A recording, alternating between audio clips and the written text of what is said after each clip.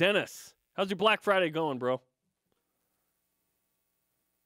Doing some shopping, but I took some time out for you guys, so. Thank you. What's the number one item on your list today? There is no items on my list. I am not shopping on Black Friday. I just watch YouTube videos of people getting trampled and stealing toys from kids. That's about what my Black Friday consists of. Yeah, that's the fun part of it, hoping everyone's okay when all is said and done. What's not been okay is the BYU football season, but they're ending it tomorrow at Hawaii. Motivation for this game is an interesting conversation. Was there ever a game where you weren't that motivated to play, but you went into it and won it anyway? As I think back, there were definitely some games where you lack motivation for whatever reason. Maybe you're going against a lesser opponent or whatever it might be, or you lack focus during the week of preparation. And one that comes to mind is in 2007, we played Eastern Washington. The snow globe it was a home game. Yes, it was incredibly snowy in the second half.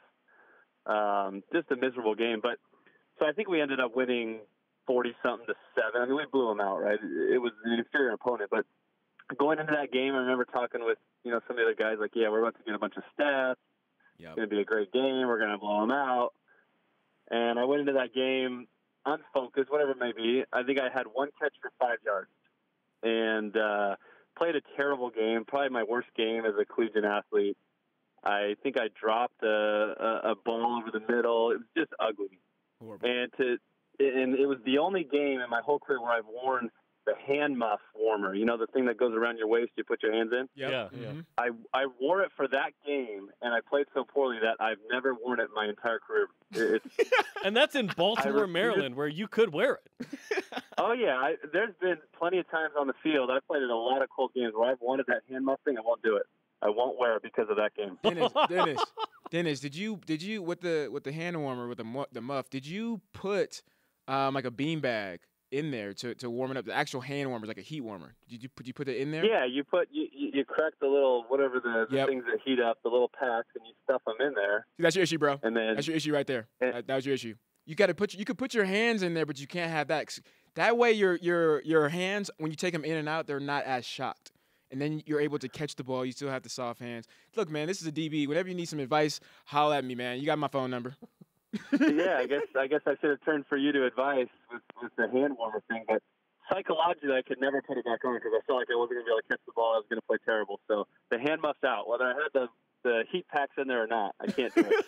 That's interesting. BYU's at Hawaii. They left on Wednesday, got there. They had their own version of a turkey bowl with practice yesterday morning. They play Hawaii tomorrow. Longtime rival in the WAC. I wouldn't say it's a rival for BYU, but Hawaii, this is the number one rival, according to head coach Nick Rolovich.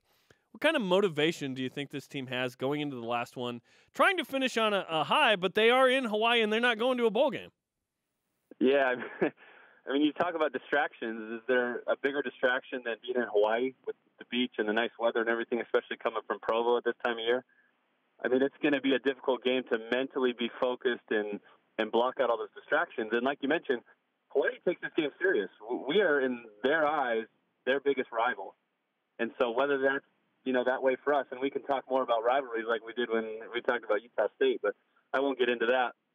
But you talk about this Hawaii team, they're going to be motivated. It's senior day for them. It's their last home game, and this is a team that actually has played better football in their home stadium than they have on the road. And, a team that has obviously a grueling road schedule in Hawaii, having to constantly come over into the mainland. But I think they're going to be motivated. It's going to be a tough team to beat, and their strength is on the offensive side of the ball, and they're going to want to run the ball, and we got to be able to stop it and score some points of our own. So we'll see how the game goes. It'll be a tough one. Dennis, how has this season changed your expectations heading into the next year? Well, it's drastically changed them from the beginning of this year. I think we all had high expectations going into this year, and for one reason. That's because we had stability at the quarterback position. You had a returning starter, essentially, at quarterback in Tanner Mangum. And that's the one position on a football team, when you talk about expectations for the following year, that's the one spot you want to see solidified before you go into an offseason. And unfortunately, there are going to be question marks, huge question marks, as to who the quarterback is going to be moving forward and going into next year. So I think it's difficult to have high expectations of this team because if you can't figure the quarterback spot out, you have a lot of issues. No matter the talent you have around him, that's the most important position in all of football at any level. And so this team's got serious question marks, and I think we have to table our expectations going into next year until we can find a guy that can be a proven winner at that spot. I think we get to the minimum threshold for success in the expectations for next year, and that's make a bowl game. That's make a bowl game, and then you go from there. That's your goal. But like you said, the quarterback spot is the number one question on this offense. In fact, I look across the board and I go, why will it be drastically better when you're returning the same crew that couldn't get it done this year? But let's start with quarterback, okay? What can Joe Critchlow do, if anything, to be the clear number one going into spring against Hawaii? Well, I don't know that there's anything he can do to be the clear number one at this point. And listen, I was one of those who were really high on Critchlow after he played UNLV. I thought he managed the game well. He didn't turn the ball over. He looked good throwing it. He looked poised and confident. And really, we did not see that last week.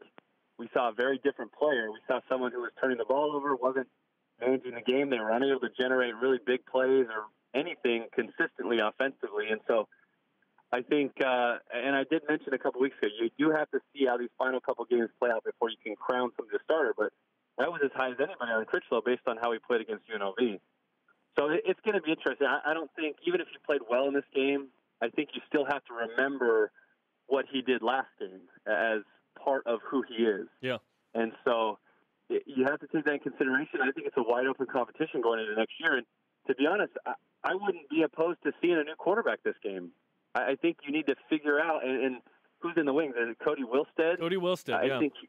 I think he's a guy that maybe you give him some opportunities. Maybe play a half of football, see what you have there, because it will only help you and be beneficial to this team moving forward to see what you have on all those pieces. So you would recommend burning the red shirt, like last game, no hope, just to see what he's got, Cody Wilstead? Well, now that you mention that, I forget he's redshirting. Okay, Jerem.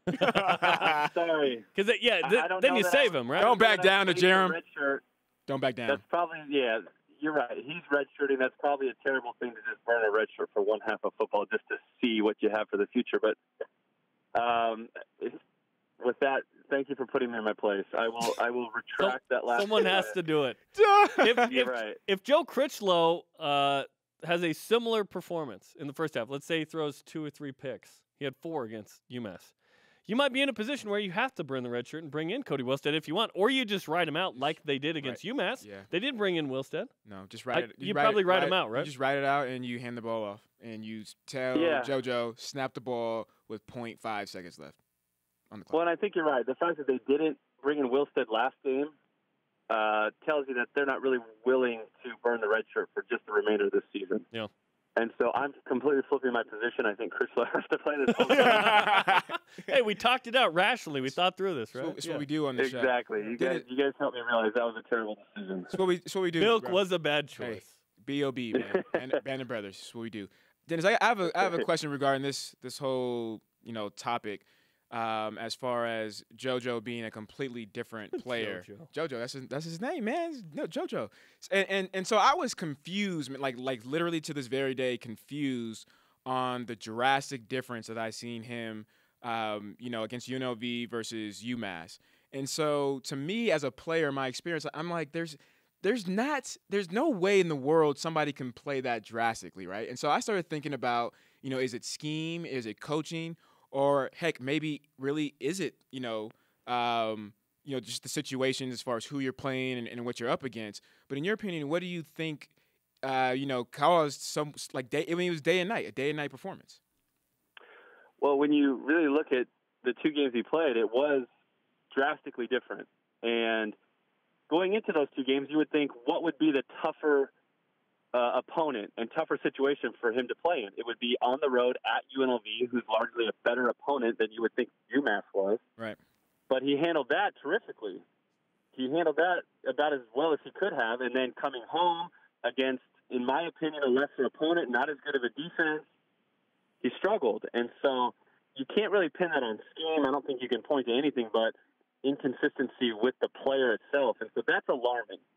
And you look across, you look at the NFL, you look at these, the greatest players are the players that play consistently game in and game out. You know what you're going to get from them. And unfortunately, we don't know at this point what we're going to get from Joe. And that's concerning for me. It's a small sample size, but you want to see some consistency out of players even early on, and to be that different from game to game and really coming into a more comfortable environment is troubling. Dennis Pitta is on BYU Sports Nation. Dennis, how does a win or a loss affect the offseason for BYU football? Well, it's not going to change much except for the fact that you're going to go off into the offseason on a good note. And that's what you want. You want to win your last game. You want to send the seniors off on the right foot. You want to just enter the offseason. Now, they're going to have a pretty decent break here, a month and a half or so until they start, winter workouts and all that. So you're going to have plenty of time to digest what happened this season, but you want to end it on a positive note, whatever that may be. And going to Hawaii and getting a win would be huge just for the morale of this team moving forward and just so you can enjoy the trip. That's a long flight back to Provo from Hawaii.